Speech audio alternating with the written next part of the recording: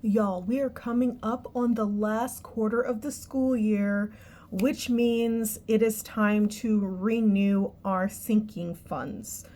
So this sheet is from Debt Free Charts. I love all of their trackers. And this is our quarterly plan from the last quarter, which I just want to review real quick before we go into the final quarter of the school year. Now, there is still one quarter left of the year, technically, because there's the summer. But we try not to set savings goals for the summer because when my partner is a substitute teacher, so he's not guaranteed full-time income during the summer. So that makes savings goals very difficult, so we just don't do it. We just don't do savings goals during the summer. So let's get right into the past quarter. And if you don't know, hi, I'm Bo. And me and Win are trying to find some kind of financial stability for us and his 3 kids.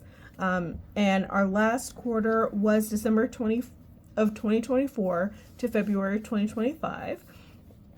And our main goals here were kids' clothes and furniture, wedding, gifts, summer pay for Win, and then for me, it was insurance, car maintenance, Christmas, and school.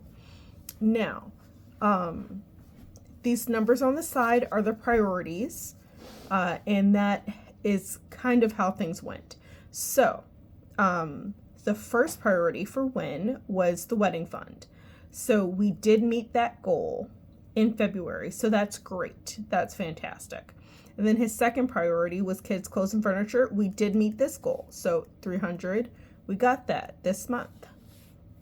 And the third goal, summer pay, we started that, but he didn't quite make it.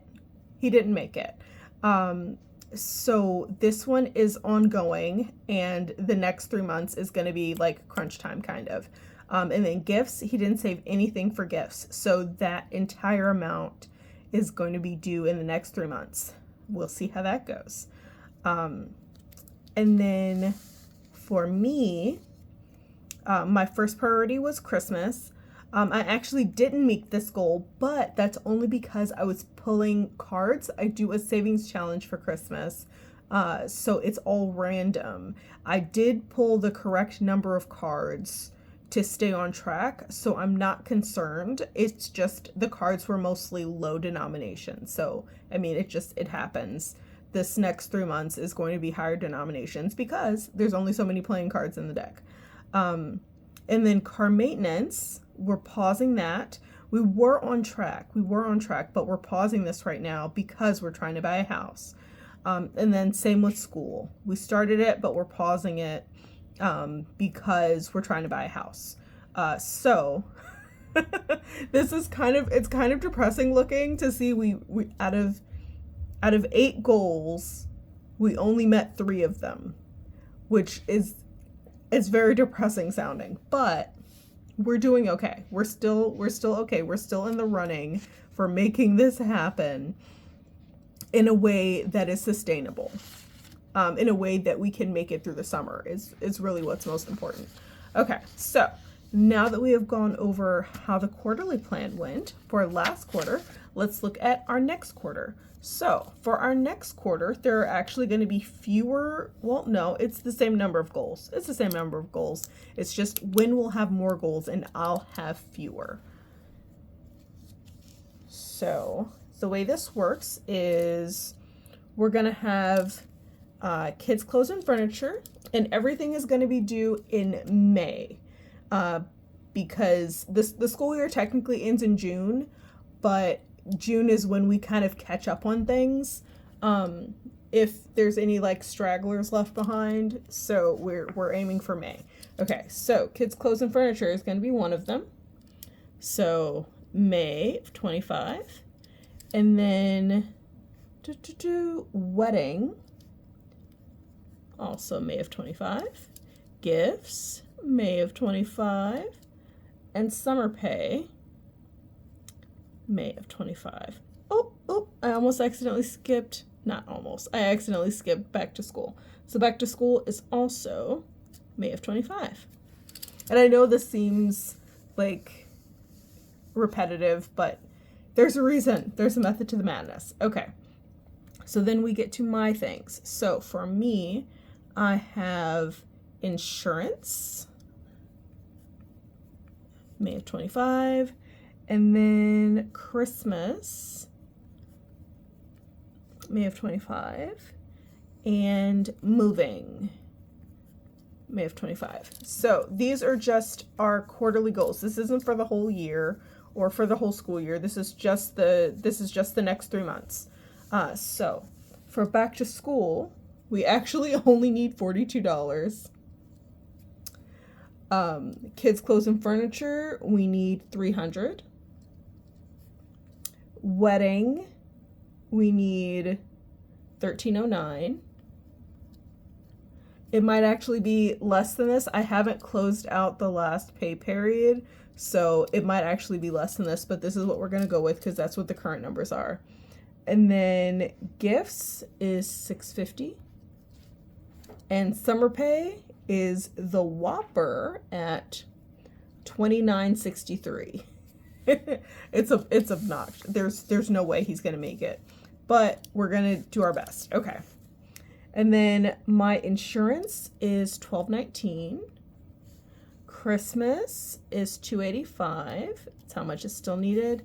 And then moving fund is $3663.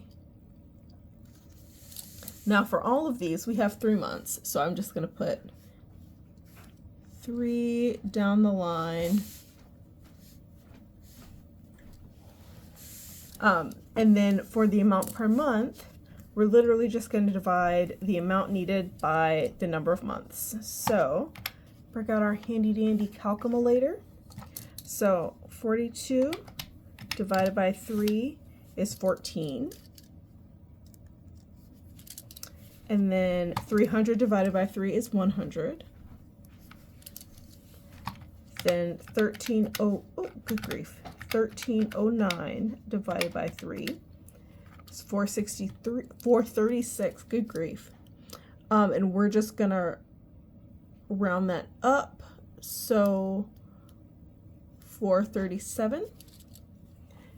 And then 650 divided by 3 is 217 is what we're gonna do, because we don't want to undershoot it. We want to overshoot it if possible. Okay, and then summer pay, 2963 divided by 3, 988. Absolutely not going to happen, but we'll get as close as we can. That's what really matters. Okay, and then insurance. We need 1219, so 1219 divided by 3 is 407. And then 285 divided by 3 is 95. But really, again, this is all going to be random amounts for Christmas, but that's what that average is going to be for the 3 months. And then 3663 divided by 3 is 1221. So this looks like a huge ask for me, especially considering like the size of my paychecks. But what's going to happen is the first paycheck of March is actually going to be a 2 paycheck, and then one of those paychecks is going to go to moving fund. So I decided against just like rolling over all of my change. That is absolutely not going to help. What's going to help is putting a whole paycheck towards this off the bat. So this is not going to be as bad as it looks. It's not going to be as bad as it looks. Okay, so now that we have this all settled, this is going to be what I use to come up with what each monthly budget's going to look like. But first we have to prioritize. I totally forgot that part. So this is something I already talked to Win about.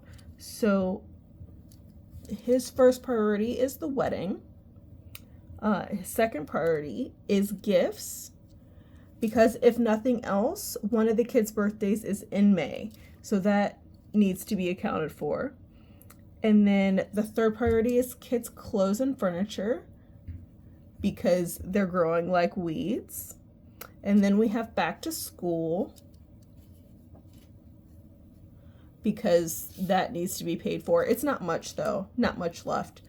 And then summer pay, because whatever's left is just going to go towards that so that we can get as close as we can to the goal. And then for me, my first priority is going to be Christmas, just because it's really important that we all have a nice one. And I like the little random funness of pulling the cards. And then moving is going to be number 2. And insurance is going to be number 3. Insurance absolutely has to be paid, but because of the way I'm doing this with the moving fund, like, insurance should be fine. And insurance isn't actually due until September anyway, so it's not as urgent as the moving fund. And whatever catching up we need to do, if we don't quite meet these goals, we can do in June with whatever's left of our paychecks. And of course, even though Win isn't guaranteed full-time income during the summer, I still work full-time during the summer. So my income is more reliable, so it can be used further. But I would really like to use the summer to get a whole month ahead again, but we shall see what happens. In the meantime, in between time, now that this is done, I have to do the monthly budget, so stay tuned for that. I love you. I appreciate you. I highly suggest that you do something like this too, if you want to prioritize your savings, and if you know you don't actually make enough money to do everything you want. At least this way you can tell whether or not you're on track for what you want, and you can decide if you can't meet all your goals, which goals you absolutely want to off the bat. So I wish you all the best. Highly suggest that you do this. I think it's fantastic. I think it's super helpful. And never forget that you deserve financial stability.